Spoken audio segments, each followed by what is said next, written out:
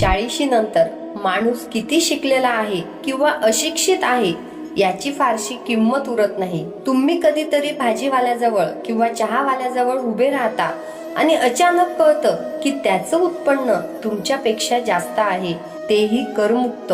तेव्हा आयुष्य खूप मोठा धक्का देतं। 50 नंतर माणूस कितीही देखणा असला तरी चेहरा असा बदलतो की सौंदर्याची सगळी किंमत संपून जाते। या वयानंतर सुंदर दिसणं नाही तर निरोगी राहणं जास्त महत्वाचं असतं। 60 नंतर तुम्ही कितीही मोठे अधिकारी असा, कधी तुमच्या एका सहीने संपूर्ण शहर चालत असेल, आज मात्र तेच गार्ड किंवा शिपाई सलाम करत नाही। 70 नंतर तुमचं घर मोठं आहे की लहान यालाही काही अर्थ उरत नाही, कारण गुडघ्यात दुखायला लागलं की मोठं घर जास्त त्रासदायक होतं। एका खोलीतून दुसऱ्या खोलीत जाणंही ओझं वाटायचं।